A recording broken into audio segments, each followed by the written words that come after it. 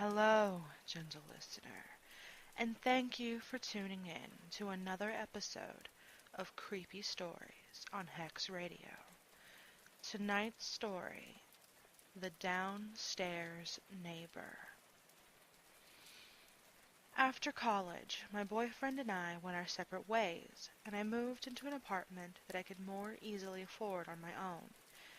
It was one of those modern apartment complexes with paper-thin walls and apparently floors, a cookie-cutter layout, and minimal landscaping.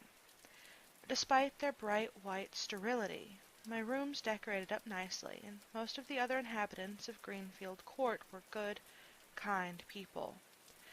My only real complaint was my downstairs neighbor. The elderly man who lived directly below me was one of those neighbor from hell types that you read about on the internet. Despite his age, he must have had incredibly acute hearing because all the normal sounds of other people's everyday living bothered him. Washing dishes, running water, watching TV, using kitchen appliances, walking, talking, you name it, and he would pound on the wall or ceiling with his cane to let you know that he heard you and wanted you to shut up. This Morse code was his main form of communication because he was a loner and rarely left the house. He kept to himself so much that I didn't even meet him until I'd already lived above him for over a month. As far as I could tell, he didn't actually need the cane to walk and only used it for banging on the walls.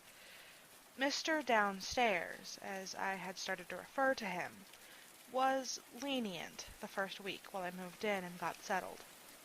After that, he started pounding on the ceiling with his cane whenever I walked too loudly. I had heard all the talk about this grouchy old man from my other neighbors, but I still respected Mr. Downstairs as an elder, and I didn't want to bother him. At first, I tried to walk more quietly, and then started wearing socks when it got colder. It didn't really help because he still pounded with his cane in the morning when I got ready for work and in the evening until he went to sleep around 9:30. "I bet you could have a real jam session with this guy if you stomped back," my friend commented.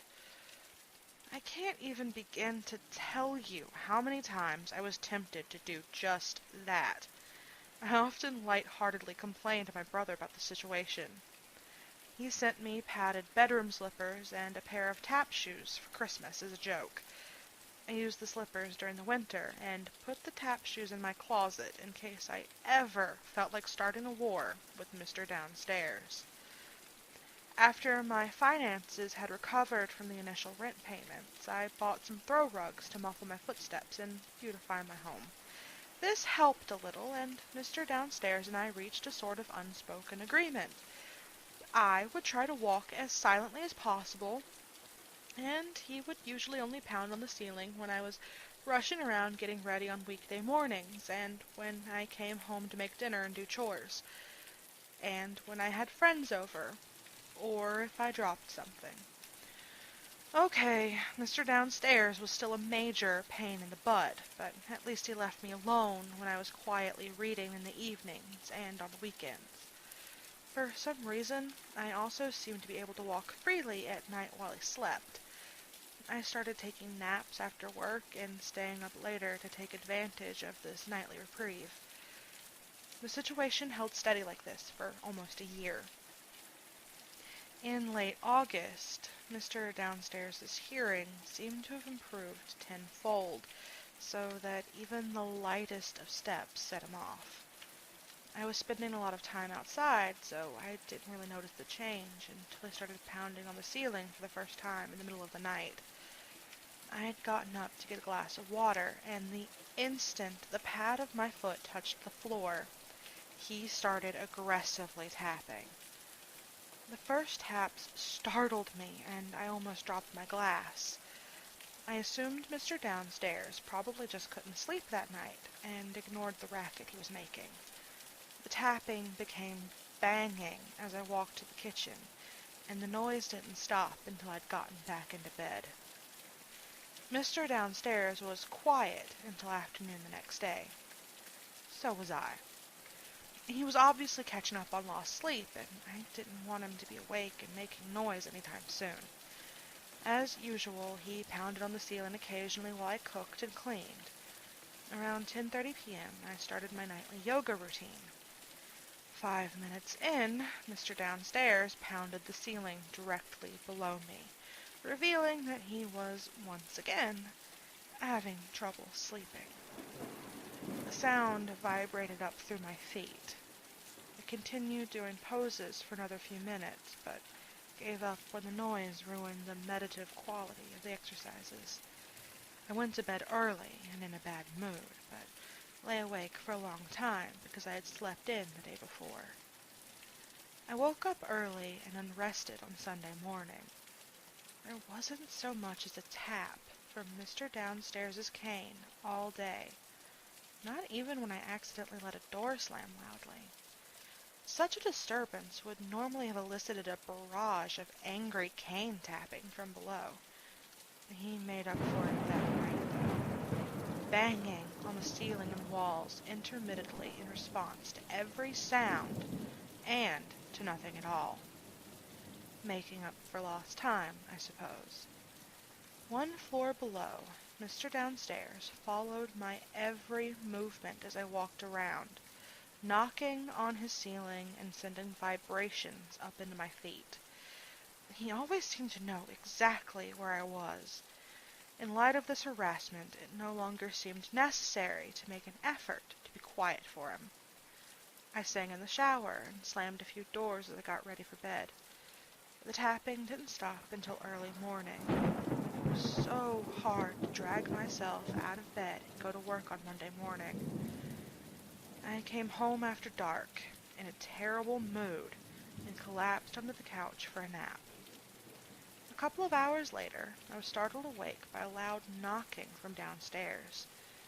I tried to go back to sleep, but it happened again a few minutes later. And then again. I bet you could have a real jam session with this guy if you stomped back. I had tried to be a good neighbor. I really had. But enough was enough, and now it was on. I stomped 3 times. Mr. Downstairs pounded from below with his cane. I stomped again. He responded, and soon we had a nice little exchange going. I prepared for war by retrieving the tap dance shoes from the closet and starting my favorite playlist on my computer. Once the shoes were strapped on, I did a few experimental stomps and hops. The metal soles made a satisfyingly sharp clacking sound on the wooden floor. Mr. Downstairs intensified his pounding, and once I was sure he was directly under me, I started dancing in earnest. I kicked the throw rugs to the edges of the room and whirled and stomped all around. Soon I had a feel for the shoes and was able to dance a loud and unskilled jig to every song. Mr. Downstairs pounded the ceiling with his cane from below. It was tit for tat, knock for knock. The midnight war dance was exhilarating and cathartic, and I soon lost track of time. Heedless of what the other neighbors might think, I danced until the playlist ended. When the music stopped, I realized I didn't hear Mr. Downstairs' cane knocking anymore. I listened for a minute while I tried to catch my breath. No sounds from downstairs. I stomped. No response. Only silent. Again. Still nothing. Well, that sure shut him up, didn't it? Satisfied, I took off the tap shoes and curled up on the couch to finally get some sleep. The next morning, I was still exhausted, but also strangely energized. Revenge is sweet. All was still quiet downstairs. I felt no shame for the disturbance I'd created last night, and left for work in a very good mood. There were several police cars and a medical transport vehicle in front of the apartment complex when I got home that night. Some of the neighbors, as well as a few passerby, were standing around observing. All of the activity seemed to be centered on my apartment. Or, no, the one below it. this have something to do with my wild revenge dance the night before? My mind raced. Had I given Mr. Downstairs a heart attack? Was it possible that he had been pounding so incessantly because he needed help? I rushed over to the nearest group of gawking neighbors to find out what was going on. I was told that Mr. Downstairs had started banging on the walls again after I had gone to work. One of the next-door neighbors had finally decided to confront him about his behavior, but Mr. Downstairs didn't pick up the phone, so the woman went and knocked on his door. When he again didn't answer, she became aware of an odor. The police were called to investigate. They entered the apartment and discovered the decomposing body of Jacob Booker, better known as Mr. Downstairs. He had been dead for about a week. Nobody knew what to think. The police, confused by the inconsistencies between when Mr. Booker died and the times the noise complaints supposedly took place, questioned many of the people who lived in the same apartment block. Thankfully, no mention was made of my antics the night before. Eventually, it was determined that Jacob Booker died of natural causes, and his body was taken away. One of the investigating officers had, for lack of a more plausible explanation, half-heartedly suggested that the knocking sounds everyone had heard were caused by air bubbles in the water pipes. After all, the bathroom faucet had been left running for a week. Yeah, sure, just air bubbles banging in the pipes. My neighbors and I stood on the front lawn, talking through the distressing events of the day for a long time after the police left. No one discussed the noisy plumbing. None of us wanted to go back inside. The conversation turned to more mundane topics in an attempt to regain some normalcy. When the sun had set, and the chill we all felt was more due to the cool temperature than anything else, we one by one returned home. Even with the lights on, I couldn't sleep that night.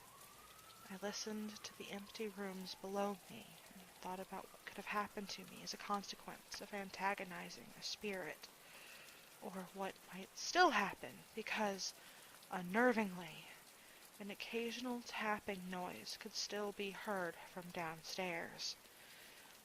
I told myself it was just my other neighbors making noise, or the air in the plumbing. I tried to ignore the goosebumps running along my spine. For the rest of the week, I slept with the covers over my head, very still, all body parts tucked safely underneath, and my eyes clamped tightly shut, just like when I was little. I didn't hear the tapping sound again after Booker's next of kin collected his belongings.